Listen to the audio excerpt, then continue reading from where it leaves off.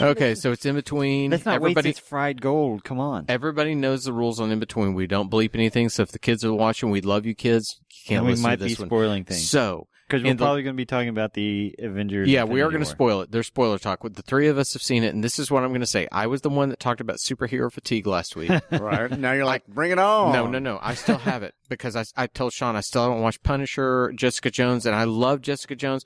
I'm a little burned out on... But you don't have to watch it all. I like sitcoms, but I don't like DVR every sitcom that's out there. Dang.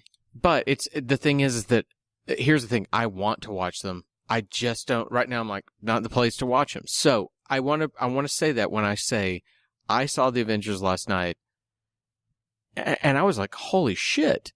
And I texted Sean immediately after it was over. I said, my thought is this for me, because I adored Heath Ledger's Joker. That is the best superhero film for me. Okay.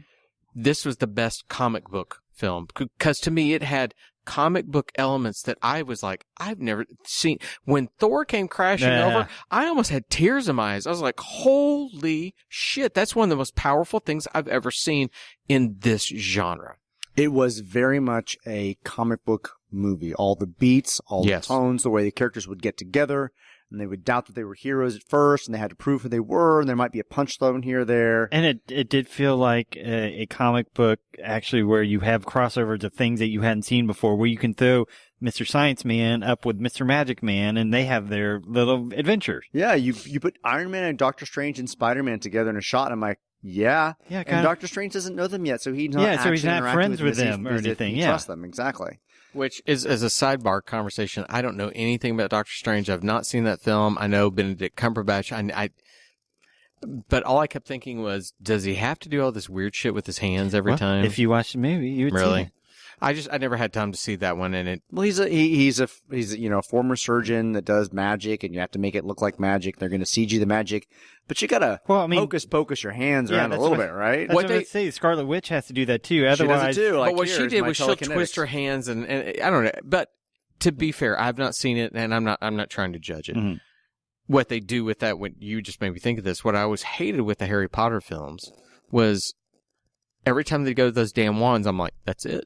They're just pointing sticks and yelling. And I'm like, those are children, though. Yeah, but those are like 14-year-old actors. It always not at the end they weren't. Well, what's your excuse there? 17-year-old actors. You can't give them too much. And I watched. There were adults in those movies too. I watched every one of those films, and they did a good job. They were good films, but that always kind of underwhelmed me. Now back to Marvel. This is truly what I want to say. I'm not the Marvel junkie. You guys definitely are. You've read things I haven't. My Marvel exposure is again from, and you're going to have to tell me which, you would give me those Marvels where it's like Ultimate? Yeah, the Ultimate Marvel. Yeah, universe. And so I'd read that, and I'd at least get a little bit of the lore, and I would understand it. Yeah, I would give them the Brian Hitch, Warren Ellis. Okay. I mean, not Warren Ellis, but and so I would read those, stuff. And I like it. I like knowing that, but I don't walk into this movie knowing everything. Here's what I found fascinating with that movie. That movie's main character is Thanos. Right. 100% the narrative follows Thanos' quest. He is the hero of the film. He's a protagonist of the film, not necessarily the hero. I'm going to differ with you. I actually think he is the hero, and I think the hero gets what he wants but hasn't learned his lesson yet. Did he skip a step in his journey? What I found fascinating was all the things that we heard all along and I even went back and listened. You even said they're going to have too many heroes. I found it fascinating that the heroes worked beautifully. They did. And it's because of the world building, the universe building they've done up to this point. That you can be in outer space, that you can be in New York, that you can be in Scotland with just two people on their own little journey, and then have more people show up later that crash the party. But they did a good job because everyone wanted to watch those moments. They did a good job in this movie and in the prior movies to make you actually care about what was happening to these characters. The one that really, when I knew, the minute I knew I loved the movie, and you guys are going to have to help me, Vision and what's his woman's name? Scarlet Witch. Their scene on the street before they're attacked, there was true love between them. And I was like, I'm feeling love with characters. I don't even know who they are, but I've seen enough of their story up to this point that I care. I'm going to fan by from it. I didn't care when he was like not Vision. Like, who's this human form? What is that? That's dumb. Why's he got hair? I don't remember. I that I didn't know about. But I understand the audience needs to see him as a man as opposed to just a robot. Yeah. In the comic book, he's just a robot all the time. I mean, he's emotional. Oh, he can be. But he doesn't look human. Yeah, he doesn't look human. He doesn't have like hair that moves in the wind. But the scene that I'm referring to, he's still a robot. Yeah. And that's even, I think, what I found more beautiful was that he was a robot with this woman. They were expressing love, and their plans were differing a bit. And I thought this scene works not because of anything this movie's done, but shit they've done 5 and 6 movies ago. That they've already set up. Yes. Character work that they did. These characters, in the comics, these characters had a romance for they've had 30 or 40 years. They had babies. But that weren't really babies. They were like fake chaos magic babies that are now in the universe as actual characters. That are actual but for people a movie to do that with characters that I don't know that they've peppered in other films, that I don't know that you can say any other series of films has ever done that, where they've had 18 other films. 18 other films, and they've peppered in enough information that you gave me the payoff in a film, and it worked. Yeah. And therefore, it didn't feel like my heroes got shortchanged at all. I'll tell you what I did not like. Okay. I did not like that Thanos was focused on in such a way that he had a motivation for what he was doing. I think they made him too sympathetic. I think he needed to be a villain.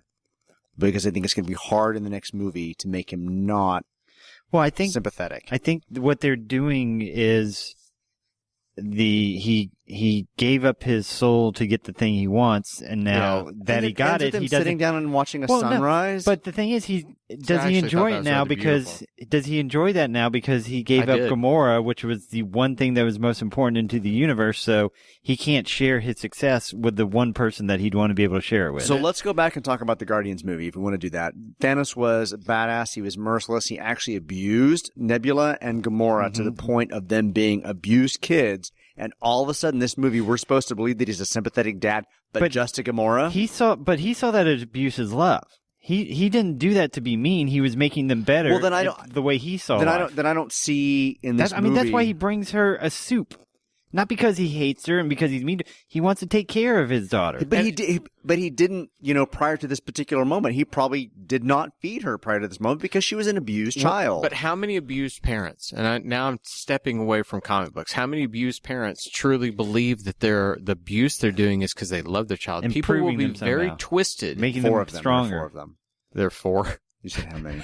Sorry, no, There are 4. I was not expecting a number. When you did that, I was like 4. And here they are. But I think a number of people in their twisted ways will begin to see, I love you. I'm doing this because I love you. And I agree with you on that point. I agree with you that Thanos sees himself as loving Gamora, but it was not.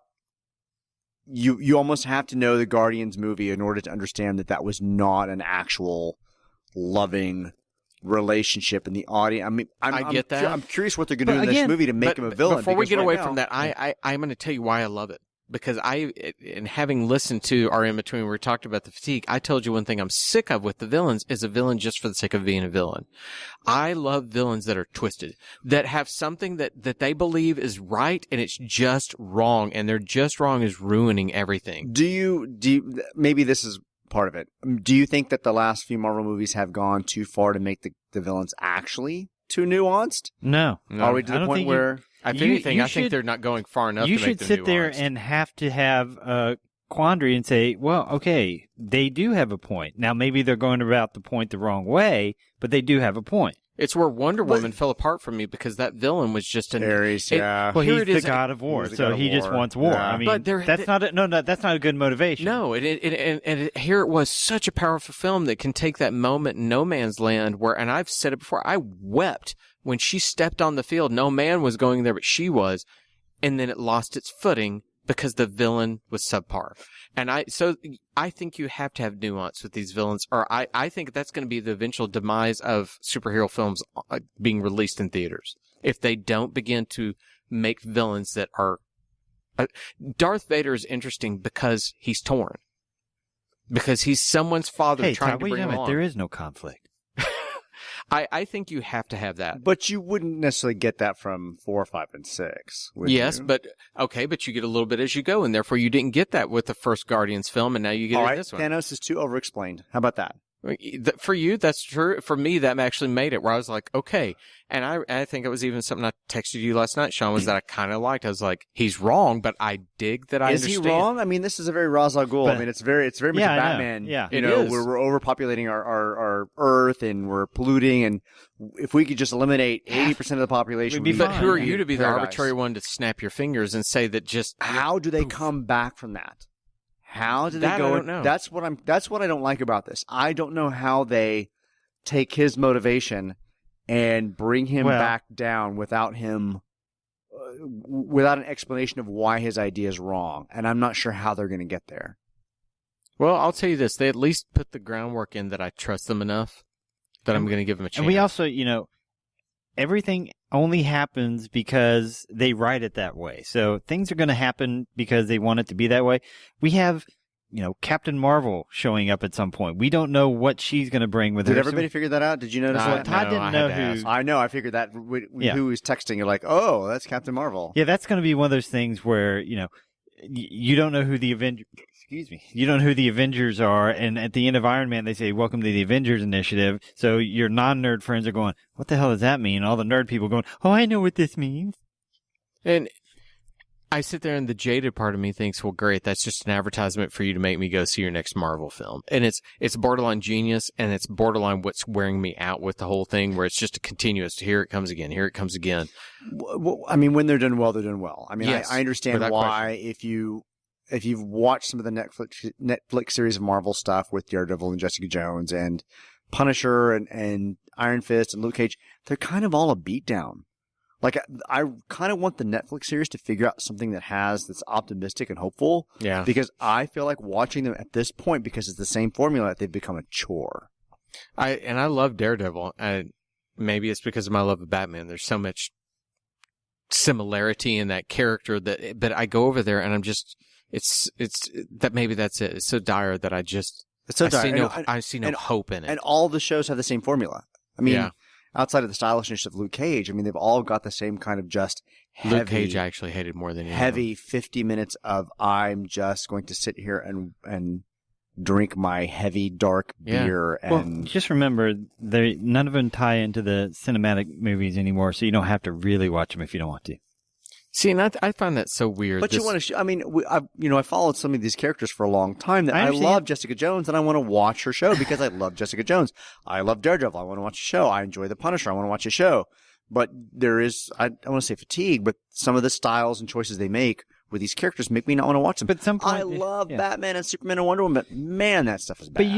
But you don't read every Batman comic that comes out. You don't read every. Well, you own a store, but there's a difference there because there's so many readily available to you. Yes, I do. But yeah, there's so many shows. You don't have to watch everything. I mean, you don't have to watch anything. Let's be quite honest. But But okay, but then we're also talking about the fact that the three of us, I think, are on that level of pop culture junkies where we want to see the majority of these things. We watch these.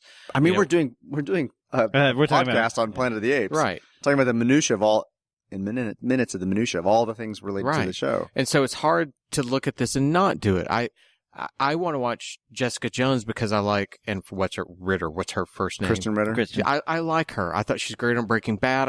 She is funny as shit on the Bee in Apartment 23. Well, and you know what? She's funny as shit when she's in interviews. I love her. David Tennant was in that. Yep. He's not only just Doctor Who, but truly one of my favorite actors. So that's why I watched it. Did you see the commercial for his new horror film? And I saw that. That came off of like Purple Man. Like, that's all. He's going to be known for that now, doing scary You're in films. my prison now. Yeah. Well, you don't know the exact opposite. Jessica. Have you ever seen his video that's on YouTube of him doing Hamlet? The to be or not to be speech suddenly makes sense. Because I was reading this one. He walks up and it's to be or not to be. And you're like, wait, hang on. It's almost conversational. The dude is an amazing actor. Okay, so let me say this, because this came up on RuPaul's Drag Race. Of course, as all things do. And I did not know this. Hold for applause. And now people are trying to school me on it, and I don't not believe them, but your David Tennant speech brought it up. So in RuPaul, one of the queens was talking about the fact that the British people did not actually speak in a British accent until colonization.